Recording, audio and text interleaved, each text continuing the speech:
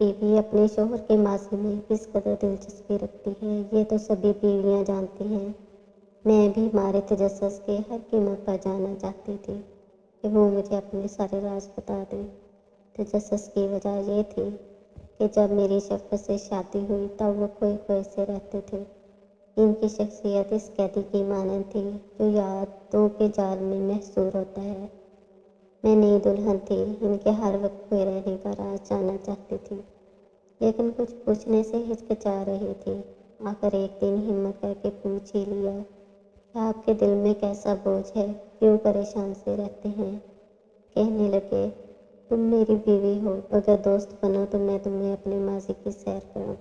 ان کے ایسا کہنے پر میں خاموش ہو رہی۔ جانتی تھی کہ شفقت دیہات کے رہنے والے ہیں جو بیویوں کو دوست نہیں بناتے۔ ان کی بیویاں بس بیویاں ہی ہوتی ہیں جو ان کا ہر حکم بلا چونچرا بجا لاتی ہیں۔ وہ بھلا کب ان کو اپنے دل کے راز سے آگاہ کرتے ہیں۔ وقت گزرتا گیا، شادی کے سال بعد میں ایک بیٹے کی ماں بن گئی۔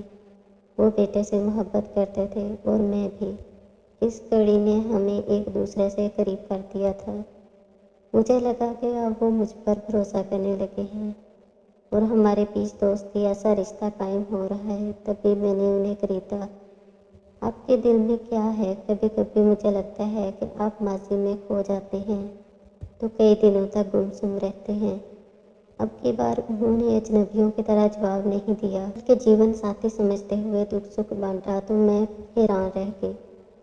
انہوں نے بتایا کہ گاؤں میں ان کے بچپن کے کچھ دوست ایسے تھے جو کھاتے پیتے گھرانے سے تھے۔ وہ پڑھائی کی طرف توجہ نہیں دیتے تھے، بے وجہ کی مصروفیات میں اپنا وقت ضائع کرتے تھے۔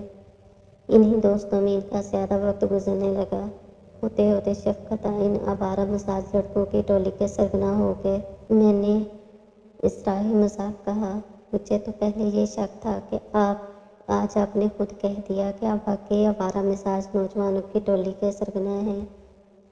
یہ بات میں نے مذاق میں کہی تھی۔ وہ سنجیدہ ہو کے بولے، ایسا مت سوچو انم۔ تب مجھے احساس ہوا کہ جس کسی کے دل کی بات جاننی ہو تو اس طرح مذاق نہیں کیا کرتے۔ میں جانتی تھی کہ شفقت فطرتاً شرمیلے اور شریف خاندان سے ہیں۔ اچھے لڑکوں کی صحبت نہ ملی، ایسے ویسے لڑکوں کے نرغے میں گر گئے اور انہوں نے ان کو اپنی لائن کا لگا لیا۔ اس عمر میں لڑکے باختہ دماغ ہوتے ہیں، بس پھر یہی ان کے رنگ میں رنگ گئے اور پڑھائی سے دل اٹھا لیا۔ انہوں نے بالآخر مجھے اپنے ماضی کے بارے میں بتایا کہ جب شفقت کے والد نے بیٹے کی یہ حالت دیکھی تو ان کو بڑے بھائیوں کے سپرد کر دیا۔ شروع میں تو یہ بھائیوں کے ساتھ مل جاتے تھے اور ان کے ہمراہ ہی کام میں کام کرتے، لیکن بعد میں یہ ان کے ساتھ جانے اور کام سے جی چرانے لگے۔ صبح سویرے نکل جاتے تو رات کے گھر میں گھستے، سارا وقت ان آوارہ مزاج لڑکوں کی صحبت میں گزارتے۔ جو لڑکیوں کے پیچھے پھرتے، ان لڑکوں کو تو لڑکیوں کے پیچھے پھرنے کا جنون سا ہو گیا تھا۔ لیکن وہ یہ کہتے ہیں کہ جب برا وقت آتا ہے تو انسان کا سایہ بھی ساتھ چھوڑ دیتا ہے۔ کم عقلی کی وجہ سے ان پر بھی برا وقت آ گیا۔ ہوا یوں کہ اپنے والد کی نگرانی اور دن رات کی نصیحتیں ان کو بہت بری لگنے لگی تھی۔ انہیں اب اپنے باپ کی ہر بات سے چڑ رہنے لگی۔ یہ ایسے ہو گئے کہ ہر وہ کام کرتے جس سے ان کو منع کیا جاتا۔ ان کی طبیعت میں ضد پیدا ہو گئی تھی۔ انہی دنوں ان کے ایک دوست ابرار کی گاؤں کی 2-3 لڑکیوں سے دوستی ہو گئی۔ وہ ان کو علیحدہ علیحدہ بیوقوف بنا رہا تھا۔ اکثر شفقت سے بھی کہتا کہ یار تم تو خوبصورت ہو اور اچھا لباس بھی پہنتے ہو، پھر بھی کسی لڑکی کو معروف کر کے اپنے دوست نہیں بنا سکے۔ آخر کیا بات ہے؟ کیا کمی ہے تم میں؟ میں بہت شرمیلا ہوں، شفقت کا یہی جواب تھا۔ ان کی گفتگو تیسرے دوست وقار نے بھی سنی جو قریب ہی موجود تھا۔ وہ قدرے شریف لڑکا تھا۔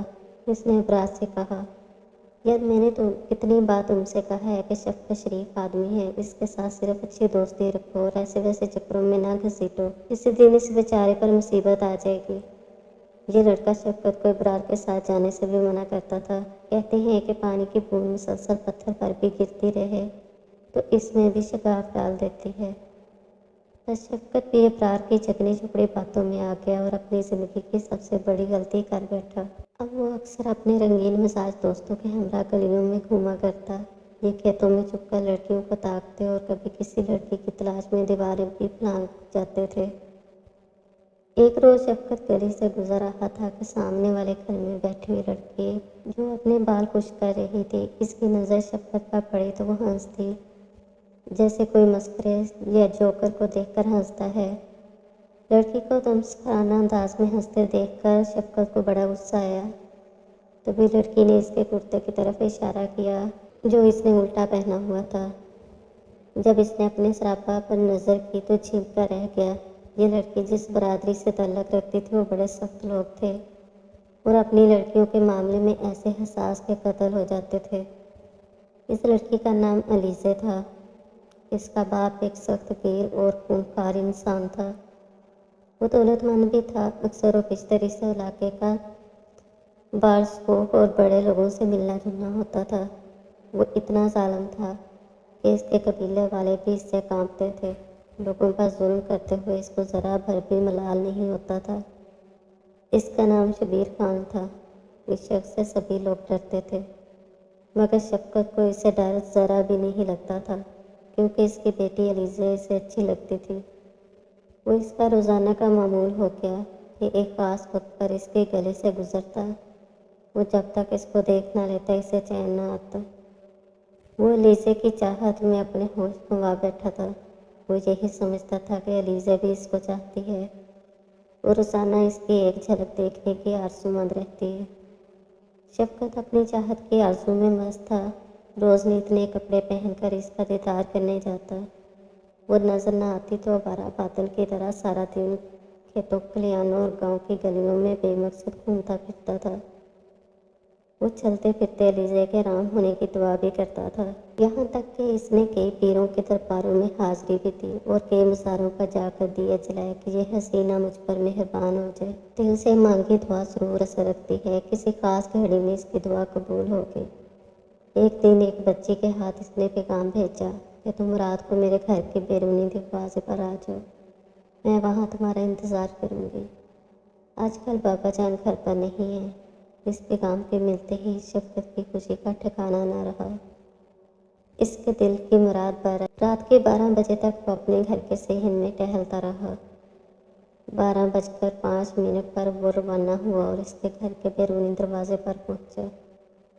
देखा तो वो सरापा इंतज़ार इसकी राह तक रहे थे। अलीज़ा ने इसे घर के अंदर आने का इशारा किया। शफ़क़त 2 घंटे इसके पास बैठा रहा और वो लड़की बड़े इत्मीनान से इसके साथ बातें करती रही। इसको कोई खौफ नहीं था। शफ़क़त हैरान था कि ये कैसी दलेर है कि लड़की होकर लड़कों के जैसा जिगरा रखती है। आखिर इसके घर के बाकी अफराद कहाँ हैं? बाद में मालूम हुआ कि अलीज़ा का बाप अक्सर बाहर रहता है। एक चचा है जो ज़मीन पर होता है, एक बूढ़ी दादी और एक छोटा भाई था जिसे वो बहला फुसला कर सुला देती थी। इस तरह उन्हें मिलते हुए 6 माह गुजर गए, लेकिन मुलाकातें सिर्फ बातों तक महदूद होती थी। शफ़क़त ने इस लड़की की पाकीज़गी का ख्याल रखा और ये अखलाकी फासला हमेशा बरकरार रहा। ताहम वो अलीज़ा की चाहत में दुनिया माफिया को भुला चुका था। इसके लिए चांद रात को सूरज बनकर तुलू होता था और बहार का मौसम भी रात को ही फूलों में खुशबू भरता था। ये बहार की मदहोश कर देने वाली रात थी जिसके बारे में इसे गुमान था कि शायद हमेशा इसकी ज़िंदगी के रोज़ो शब महकाती रहेगी। इससे क्या खबर थी कि यह बहार का जोबन आरसी है और इस पर ख़ज़ां बनकर मौसम आने वाला है और इस पर अब ख़ज़ां का मौसम आने वाला है। शायद बदकिस्मती का दौर शुरू हो चुका था। वो मामूल की तरह इसके मकान पर पहुंचा, दीवार पर चढ़ा और दूसरी तरफ छलांग लगा दी, क्योंकि इसे मालूम था कि इसका बाप घर नहीं होगा। ये शफ़क़त की बदनसीबी थी कि हालात की सितम ज़रीफ़ी किसी वजह से लड़की का बाप घर वापस आ चुका था, लेकिन शफ़क़त तो अलीज़ा का परवाना था और परवाने की मानद इसका दीवाना बगैर इधर उधर देखे सीधा अलीज़ा के कमरे की तरफ बढ़ा। वो दरवाजे के साथ मुँह लगाकर देखने लगा। तभी वो देख ही रहा था कि इसके कदमों की आहट सुनाई थी। पलट कर देखा तो शबीर खान खड़ा था। ऊंचा, लंबा, भारी भरकम, जैसे कोई मस्त हाथी चारों पाँव फैलाए खड़ा हो। इसके हाथ में बंदूक थी। शफ़क़त को देखते ही इसका चेहरा वहशतनाक हो गया और शफ़क़त के पैरों के तले से ज़मीन निकल गई। इससे पहले कि वह संभलता, शब्बीर खान ने इसके सर पर बंदूक का बट मार दिया और वो बेहोश होकर ज़मीन पर ढेर हो गया। होश में आया तो शब्बीर खान के मुलाजिम सर पर खड़े थे। उन्होंने ठोकरों से शफ़क़त को ज़मीन पर रोल करना शुरू कर दिया, जैसे कलीन को लपेटते हैं। इसका सारा बदन ही लहूलुहान और नीलो नील था। जब उन्होंने देखा कि यह मरने के करीब है तो पुलिस को इत्तला कर दी कि हमारे घर कूद कर आया था, हमने इसकी खातिर वाज़ेह कर दी है। शफ़क़त की हालत गैर थी तो पुलिस वाले इसे अस्पताल ले गए। जब हालत कुछ संभली तो हवालात में बंद कर दिया। उन्होंने शफ़क़त से तफ्तीश की। इसने बताया कि मैं चोरी डकैती करने इनके घर नहीं कूदा था, बल्कि मुझे खुद इनकी लड़की ने बुलाया था और अपने कमरे में बैठाया हुआ था। जब पुलिस अलीज़े का बयान लेने गई तो इसने उल्ट बयान दिया। कहा कि शफ़क़त और अबरार ने काफ़ी दिनों से मुझे परेशान किया हुआ था और ये दोनों ही मेरी इज़्ज़त के दुश्मन हैं।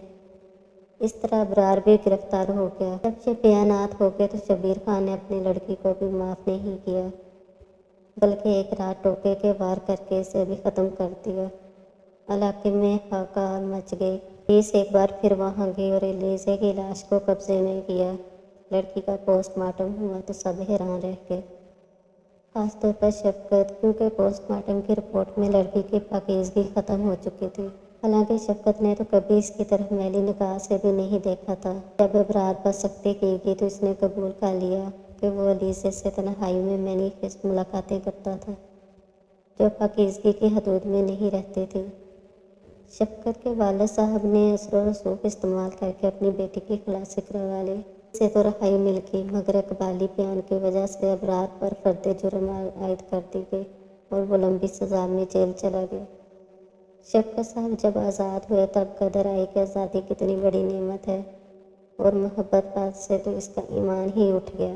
बेशक वक्त दोनों दोस्तों से दोस्ती का ड्रामा खेल रही थी, तभी जान से गए। शफ़क़त साहब का कहना था, मैं इसकी इज़्ज़त करता था तो वो मुझसे बातों की हद तक मिलती थी, और अबरार का दीन ईमान कुछ और रोश पर था। वो इसके साथ इसी रोश पर मिलती थी जितनी हमारे शोहर साहब की खता थी। बकौल उनके उनको इतनी सज़ा मिली और अबरार अब तक जेल में सज़ा भुगत रहा था। शब्बीर ने इसकी ज़मानत भी न होने दी थी और खुद बेटी के कत्ल से बरी हो गया कि वहाँ कोई यानी शहादत भी न था। ये सब दौलत के खेल हैं। शफ़क़त ने मुझसे कहा था कि तुम मेरी ज़हनी उलझन और बसों से पड़े मेरे दिल पर बड़े बोझ के बारे में पूछ तो रही हो, क्या तुम मुझे माफ़ कर सकोगी? मैंने वादा किया था कि नाराज़ नहीं होंगी और कभी इनको इनके माजी का ताना भी नहीं दूंगी। बस उन्हें जो दुख है इसको बांटने की ख्वाहिश है। मैं हस्बे वादा इनकी बीती सुनकर नाराज़ नहीं हुई, बल्कि तसल्ली दी। औरत भी अजीब मखलूक है, कभी तो इतनी फराग दिल के शोहर की हर किताब बेच दे और उफ ना करे, और भी इतनी तंग दिल कि ज़रा सी बात पर इसकी और अपनी ज़िंदगी अजीरन बना दे। लेकिन शायद ये सिर्फ औरत की फितरत पर ही मुनहसर नहीं, मर्द भी कुछ कम शक्की मिजाज नहीं होते। फर्क सिर्फ ये है कि औरत अपनी नाताकती के सबब सब कुछ झेलने पर मजबूर होती है और मर्द खुद मुख्तार होता है। गलती करके भी शर्मिंदा नहीं होना चाहता। मेरे ही इसरार पर शफ़क़त ने मुझे अपने माजी का ये वर्क दिखाया था। मुझे कुछ वहशत सी हुई। वो मुझे वक्ती तौर पर बुरे भी लगे। जी चाहा कि इनसे लड़ पड़ूं, मगर मैं इनसे ना रूठने का वादा कर चुकी थी, लिहाजा गुस्से और रंज पर काबू पाना ही था। ताहम मुझे पता चल गया कि मर्द की ज़ात काबिल एतबार नहीं है। आज भी जब वो मुझसे मोहब्बत जतलाते हैं तो मुझे ये बात याद आ जाती है कि मोहब्बत तो वो कर चुके एलिज़ा से, क्योंकि मोहब्बत ज़िंदगी में एक ही बार होती है। तब इनका इकरार मोहब्बत मुझे झूठी बात लगने लगती है।